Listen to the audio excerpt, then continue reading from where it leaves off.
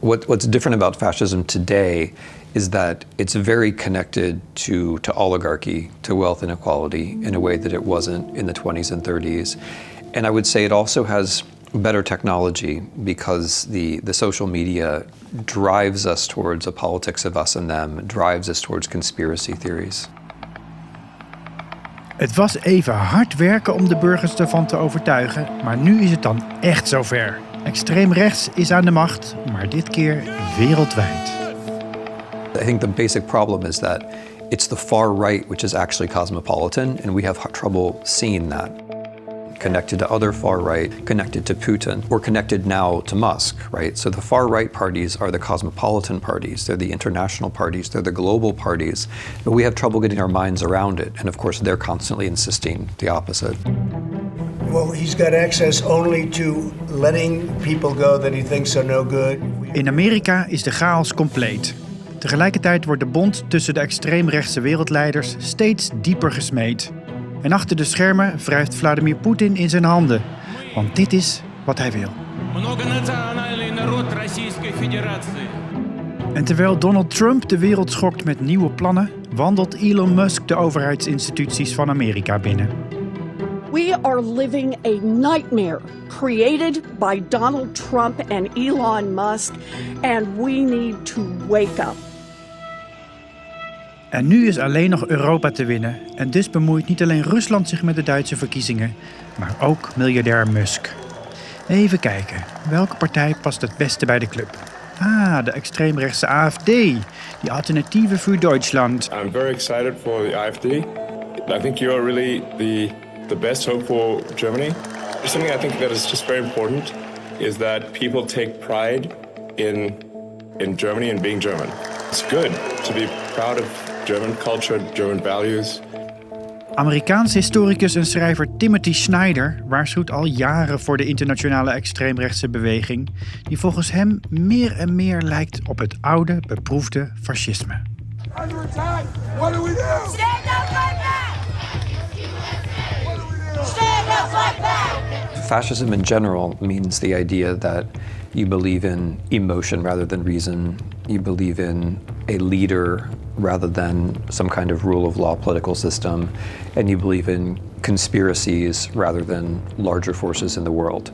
And so that's what fascism always is in my view.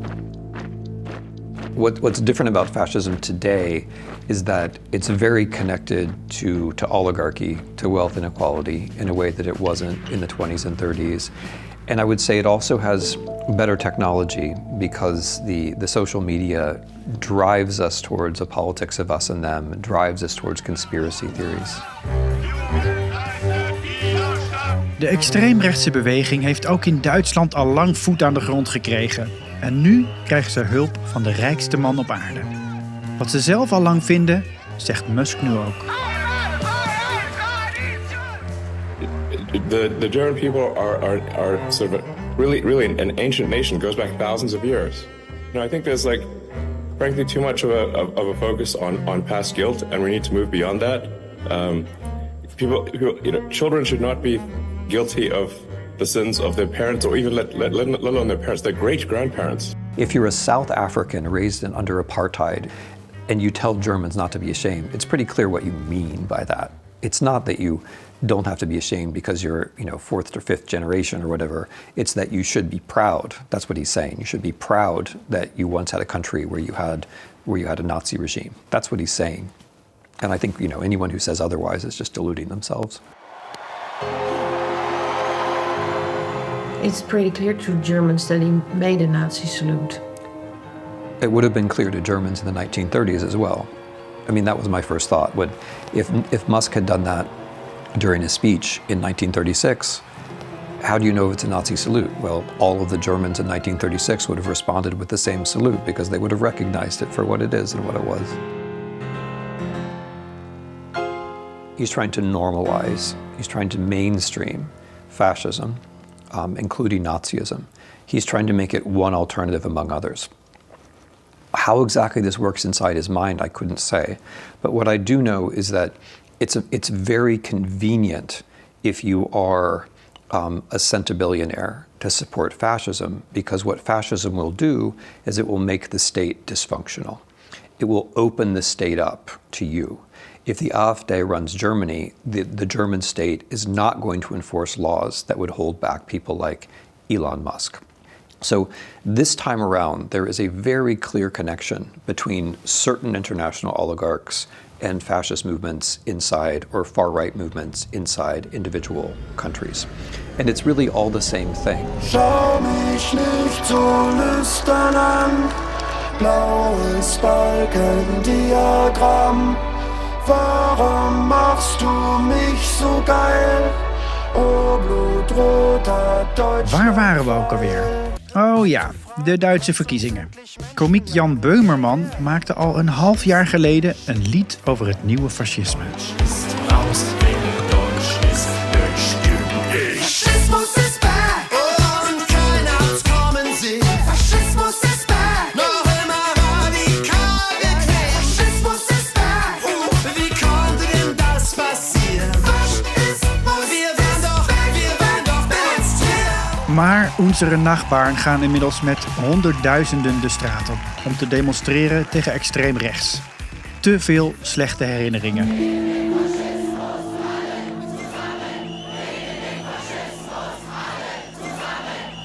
En ondertussen worden die andere Duitsers beïnvloed door zowel het Witte Huis als het Kremlin. What do Putin and Musk have in common? What they have in common is that they are probably the two richest men in the world. And what they have in common is that neither of them believes in the rule of law. Because if you are an individual superpower, the rule of law, the state, is the only thing that can hold you back. And so Putin, from his position as president of the Russian Federation, and Musk now from his position as de facto president of the United States, will seek to use personal, private, but also political power to undo the rule of law everywhere, in their own countries, but also in other places, because other countries, other rules of law, other states can also hold them back. You know, there are elections that come and go. Some elections are, you know, important, some are not. But this one, this one really mattered. Wie is nu eigenlijk de marionet van wie? Volgens Timothy Snyder exporteert juist het Kremlin al jaren een extreem rechts gedachtegoed via desinformatie. Snyder noemt dit de politics of eternity, wat zoveel betekent als de belofte om terug te keren naar een romantisch verleden. Maar ook om de Russen te laten zien dat het Westen echt niet beter af is dan zij. What's important is that there is a very consistent policy from Moscow to try to instruct us that democracy doesn't work, law doesn't work, these things are all a joke, so that we don't see the difference between our own countries and Russia. And the reason Putin does this is that he himself governs this lawless oligarchy, this state where, in effect, it's one-man rule, and the one man has hundreds of billions of dollars. So, in a very broad sense, the position of Putin in Russia and the position of Musk in the United States are very similar. And so, therefore, it's not surprising that they support the same political forces around the world, including in Germany. Because in the judgment of both men, if you support the far right, that will weaken the state. It will turn Germany into a kind of playground for the ultra-rich. And so, you know, that's what they want. You say Musk is running your country, not Trump. I mean, I think Musk, until proven otherwise, I'm going to think that Musk is the more important of the two of them because he's the one who actually has money. Trump has never really had money. If he does have money, it's only very recently thanks to his meme coin. But even if Trump does have money, Musk has, roughly speaking, 100 times more. And the various things that they want to do, like suing journalists or funding political campaigns and so on, that will come out of Musk's pocket rather than Trump's, if the past is any guide. Musk funded Trump's campaign. Trump didn't fund it. Musk funded Trump's campaign. So until proven otherwise, I'm going to take the very conventional view that the person who has the money is the one who also has the power. Or to put it another way, If Trump's administration was going to be a very normal presidency, where they were going to enforce the laws that existed, try to pass new laws and so on, then I might think, okay, the president is the more important person. But if it's going to be a regime in which they try to get past the law, avoid the law, do things that are extra legal and eventually illegal, as you move in that direction, well then the power shifts from Trump to Musk, because Musk is the one who can organize things beyond the state or next to the state. En dat is precies wat er gebeurt. Trump jaagt met zijn woorden de wereld op en Musk breekt ondertussen de overheidsinstituties van de Verenigde Staten af. Om kosten te besparen? Maar waarom eigenlijk? We're going to have safe cities, finally, safe cities. Secure borders, sensible spending, basic stuff. And we're going to take Doge to Mars.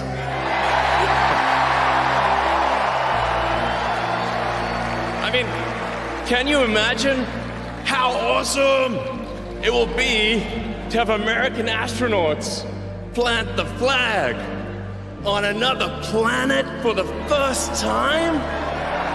Bam! Bam! Yeah! Safe cities, secure borders. Musk neemt deel aan een regime dat migranten uitzet. Maar zijn Tesla-fabrieken draaien juist op arbeiders met een migratieachtergrond. Fascism this time around is connected to the very rich.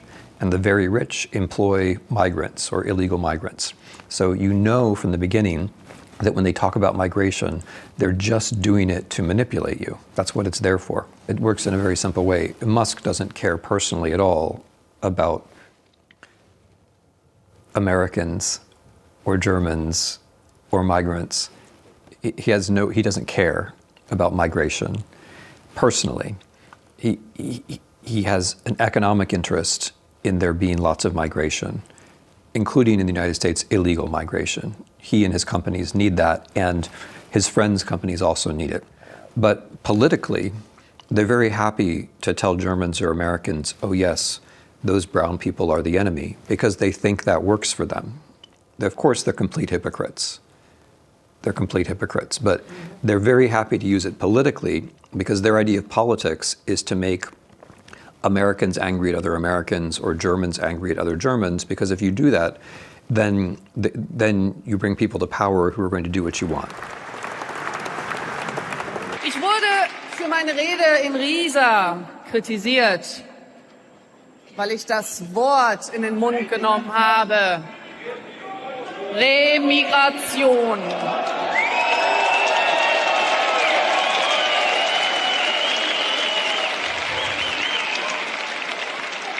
Und ich sage es hier und heute nochmal. Wir brauchen Remigration, um in Sicherheit leben zu können. Sie wollen Dunkelheit, wir machen das Licht an, hier und überall auf der Welt, in größter Solidarität mit den Menschen, die gerade erleben, was Trump und Co. überall auf der Welt anrichten. Hoewel er veel tegengeluiden te horen zijn in Duitsland en geen enkele politieke partij ooit heeft samengewerkt met de AfD, leek het christendemocratische CDU dat opeens toch te doen. Wir führen das Wort Begrenzung der Migration wieder in den Paragraphen 1 des Aufenthaltsgesetzes ein. En brak zo door de zogenaamde brandmauer heen. So heiß und so braun, Baby, die Brandmauer brennt. Hush, hush, honey, hörst du, wie die Welt um uns zerbricht? Der starke Mann, der starke Mann, der starke Mann, der starke Mann spricht. Hör auf zu fragen, lass uns endlich Menschen jagen, yeah, yeah. Wer deutsch ist, bestimmt, wer nicht deutsch ist, raus. Wer deutsch ist, bestimmt nicht. Faschismus is back. I can't tell German voters how to vote, but if you vote for AfD at this point, you have to realize you're voting for Elon Musk. Elon Musk is a power far greater than your political party in your country. So if you vote for AfD, you're voting for Elon Musk. You're not voting for a German institution anymore. You're voting for international oligarchy. Hoe kan je je verzetten als de tirannen opstaan? Daarvoor maakte Timothy Snyder een handzaam boekje. 20 lessen om het verzet te steunen. Lesson 1, do not obey in advance. Most of the power of authoritarianism is freely given. Lesson 2, defend institutions. It is institutions that help us to preserve decency. They need our help as well.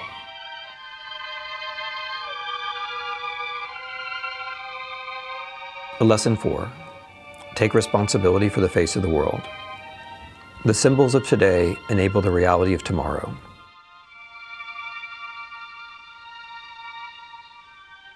Notice the swastikas and the other signs of hate.